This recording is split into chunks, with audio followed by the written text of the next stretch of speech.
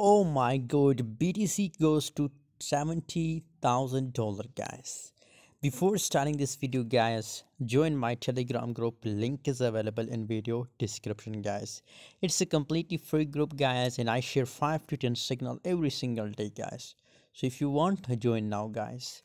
BTC these from $50,000 to $70,000 in the last 1 week. The price from in the 70s, $20,000 changes. Oh my god, really the massive update of BTC, guys.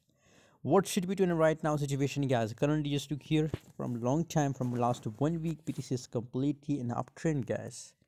Obviously if you look here the previous chart history, guys, so from last 1 month, guys, continuously the price moving up, guys. Currently it's the best time for opening sell position in a BTC because currently there is a scenario that the market goes on a sideways trend, guys. Sideways trend, guys. So that's why I recommend that open a sell position for a short time period, guys, not for a long time, for a short time period, and buy on support level, sell on resistance level, guys. It's a simple strategy.